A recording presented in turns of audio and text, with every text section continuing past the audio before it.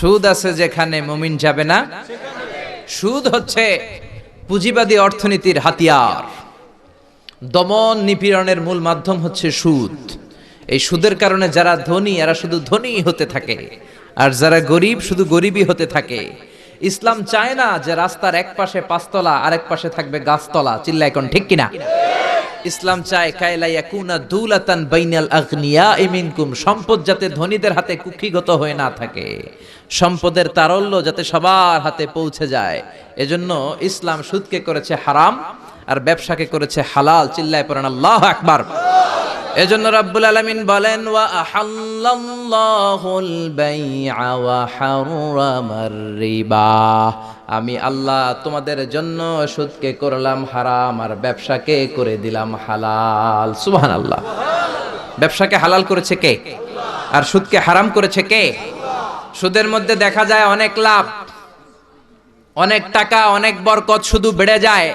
আল্লাহ বলে তোমাদের দৃষ্টিতে টাকা বেড়ে যায়, আমি আল্লাহর কাছে বাড়ে না। আর তোমরা যখন যাকাত দাও, দান করো, তোমাদের দৃষ্টিতে দেখা যায় টাকা কমে যায়, কিন্তু আমি আল্লাহর কাছে টাকা কমে না। সুবহানাল্লাহ। এজন্য সুদকে আল্লাহ নিশ্চিহ্ন করে দিবেন। ইয়ামহাকুল্লাহ ওয়া ইউরবিস সাদাকাত। আল্লাহ বলে আমি সুদকে নিশ্চিহ্ন করে দেব, সুদকে আমি ধ্বংস করে দেব, সুদের ভেতরে কোনো বরকত দেব না। আর ব্যবসা করলে সামান্য ব্যবসার ভেতরে বরকত ঢুকিয়ে দিবে কে? আল্লাহ। আরো জোরে বলেন কে? বিশ্বনবী সুদখোরদের উপর লানত দিয়েছে। কি দিয়েছে? লাআনা রাসূলুল্লাহ আকিলার রিবা ওয়া মুকিলাহু ওয়া কাতিবাহু ওয়া শাহিদাইহি। যারা সুদ খায়, যারা সুদ দেয়, যারা সুদের দলিল লেখক, যারা সুদের সাক্ষী থাকে, সবার উপরে বিশ্বনবী লানত দিয়েছে। জোরে পড়েন নাউযুবিল্লাহ। এজন্য খবরদার, সুদের সাথে মুসলমানদের কোনো সম্পর্ক। বিশ্বনবী বলেছেন আর রিবা সালাসুন ওয়া সাবউনা বাবান, সুদের রয়েছে 73টা গুনাহ। কয়টা গুনাহ? আরো জোরে বলেন কয়টা? সুদের মধ্যে 73টা গুনাহ। আইসারুহা আইয়ান কাহার রাজুল উম্মা, 73টা গুনার মধ্যে সবচাইতে ছোট্ট গুনাহ হলো নিজের মায়ের সাথে জিনা করা।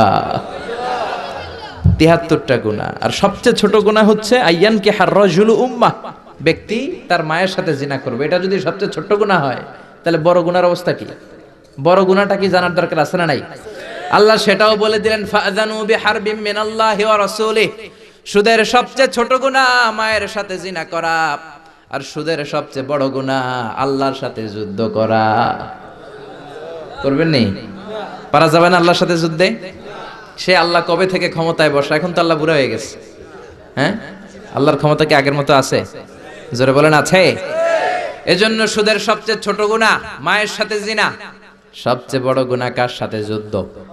আরো জোরে বলেন।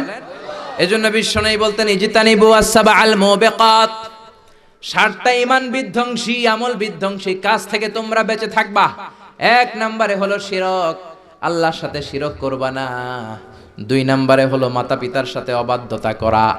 3 নম্বরে জাদু দেখানো, জাদু টোনা করা। 4 নম্বরে অন্যায় ভাবে কাউরে হত্যা করা। 5 নম্বরে এতিমের সম্পদ খাওয়া। 6 নম্বরে কোন নারীকে অন্যায় ভাবে জিনার অপবাদ দেওয়া। 7 নম্বরে সুদ খাওয়া। কি খাওয়া? এই 7টা কাজ করলে আপনার ঈমানটাকে ধ্বংস করে দিবে কে? চিল্লায় বলেন কে? এজন্য দুনিয়াতে যারা সুদ খায় তাদের সম্পদে কোনো বরকত নাই, তাদের শুধু রোগ আর রোগ, টেনশন আর টেনশন। আছে না নাই? আবার বিশ্বনবী বললেন যারা সুদ খায় তাদের 3টা শাস্তি। কয়টা? আরো জোরে বলেন কয়টা? 1 নম্বরে কিয়ামতের দিন আল্লাযীনা ইয়াকুলুনার রিবা লা ইয়াকুমুনা ইল্লা কামা ইয়াকুমুল্লাযী ইয়াতাখাব্বাতুহু শাইতানু মিনাল মাস। সুদের 1 নাম্বার শাস্তি, কিয়ামতের দিন সুদখোর যখন কবর থেকে উঠবে, রব্বুল আলামিন তাকে জিনে ধরা রোগীর মতো, পাগলের মতো উঠায় দিবে। সুদখোর কবর থেকে উঠে ভূতে ধরা রোগীর মতো, জিনে ধরা রোগীর মতো, পাগলের মতো লাফাতে লাফাতে উঠবে। তারে দেখে কিয়ামতের ময়দানের সবাই বুঝবে লোকটা হলো সুদখোর। কি খোর? আরো জোরে বলেন। এটা হচ্ছে 1 নাম্বার শাস্তি। 2 নাম্বার শাস্তি বিশ্বনবী বললেন আমি স্বপ্নে দেখলাম কিছু লোকের পেট হচ্ছে বিশাল বড় ঘরের মতো, আর ওই পেটের ভেতরে দেখলাম ভয়ঙ্কর বিষাক্ত সাপ। জিব্রাইল রে বললাম ও জিব্রাইল মান হাউলা এরা কারা?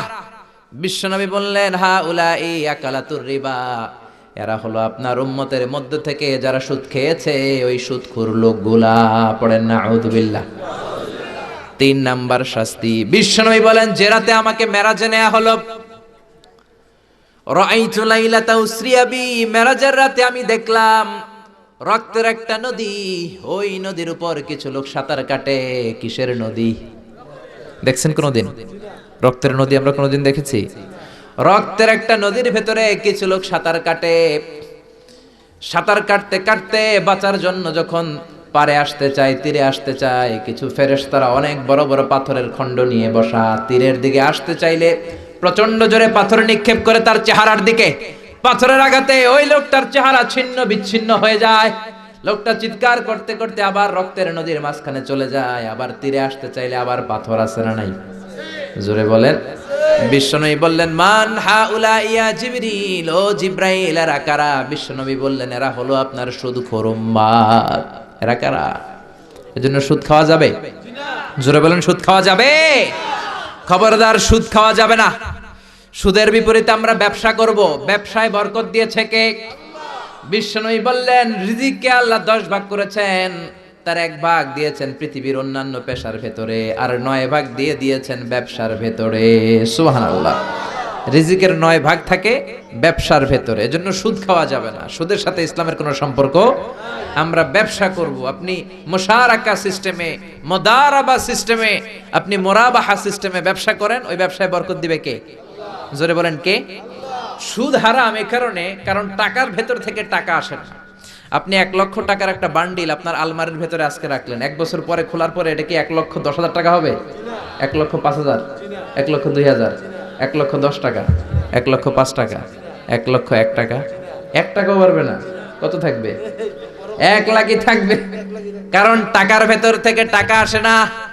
টাকার ভেতর থেকে টাকা আসে যখন ওই টাকার সাথে শ্রম যুক্ত হয়, যখন টাকার সাথে কষ্ট যুক্ত হয়, যখন টাকার সাথে মেধা যুক্ত হয়। ঠিক কিনা?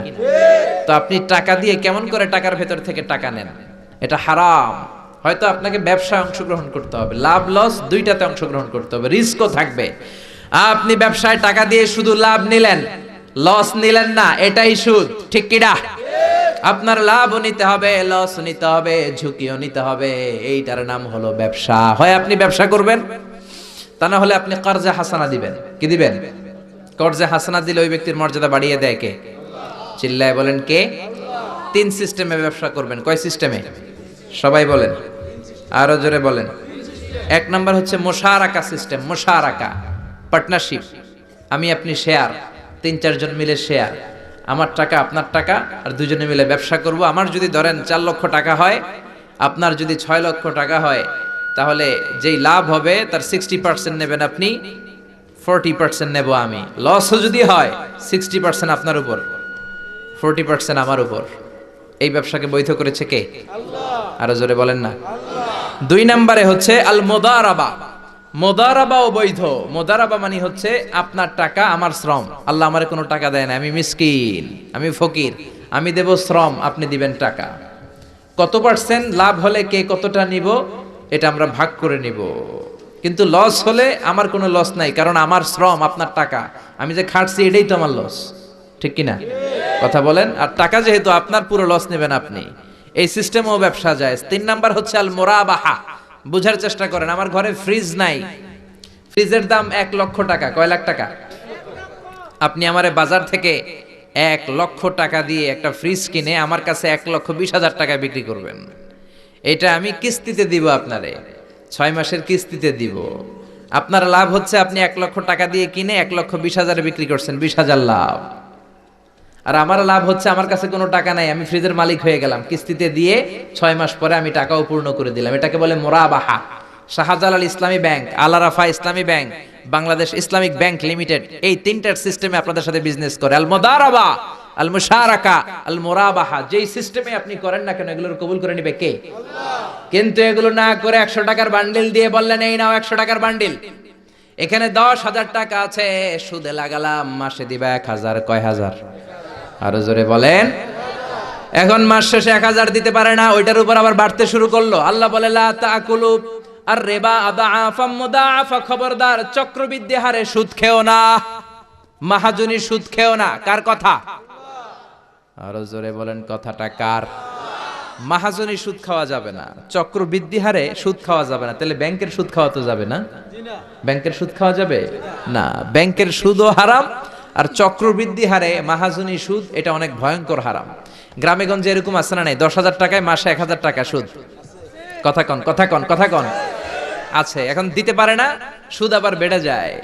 এখন 2,000 হয়ে গেছে, এর পরের মাসেও দিতে পারে না, 3,000 হয়ে যায়। এরপরে কে আসলটা দেয়া লাগবে না, তুই সুদ চালা।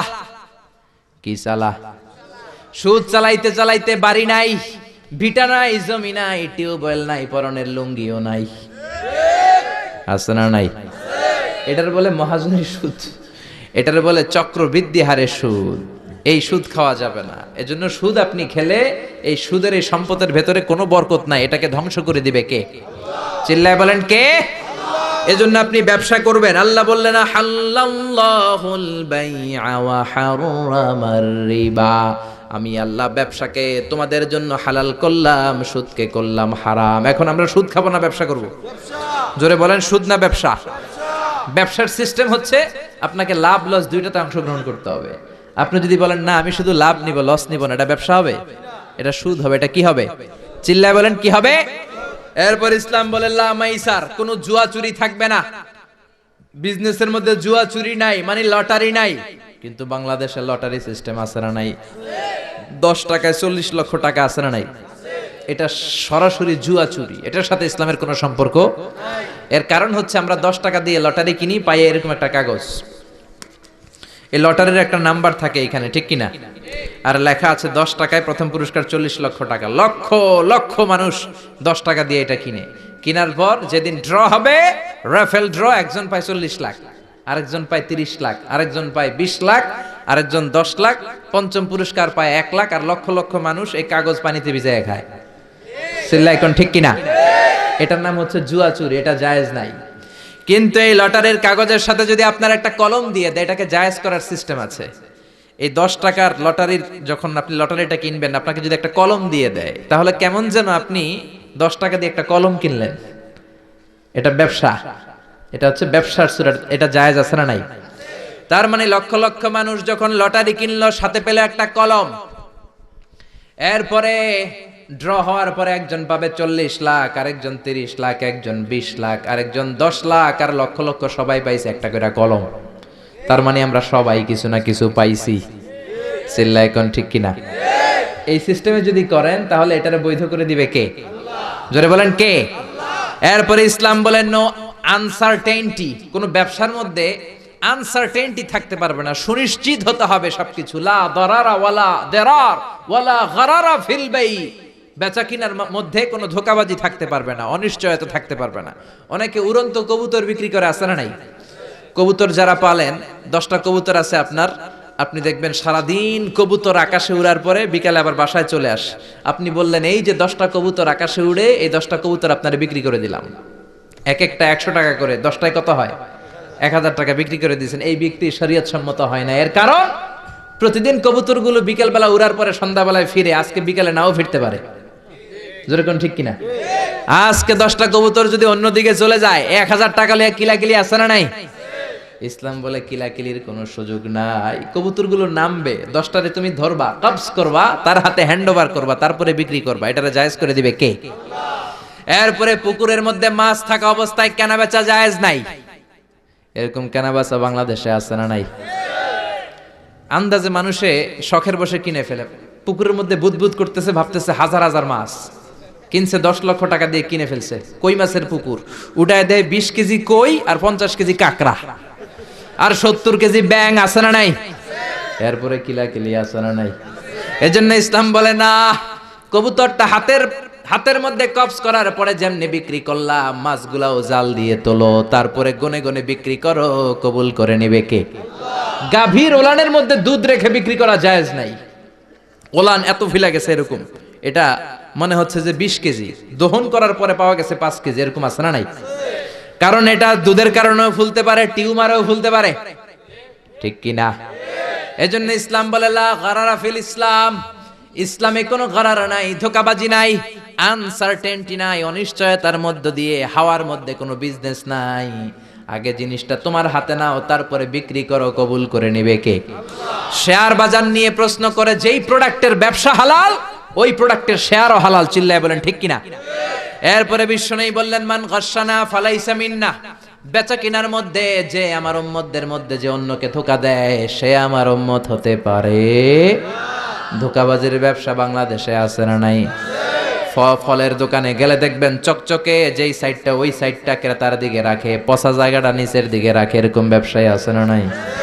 বিশ্বনবী মদিনার বাজারে গমের দোকান পরিদর্শন করতে গেলেন, যে দেখলেন গমের স্তূপ, বিশ্বনবী গমের ভেতরে হাত ঢুকায়া দিলেন। উপরে দেখা যায় শুকনা গম, ভিতরে দেখা যায় ভিজা গম। বিশ্বনবী বললেন, মান গাশশানা ফালাইসা মিন্না, যে আমাদেরকে ধোঁকা দেয় সে আমাদের উম্মত নয়। The person who deceives us, he is not among আস। যে আমাদেরকে ধোঁকা দেয় সে আমাদের উম্মত হতে পারে।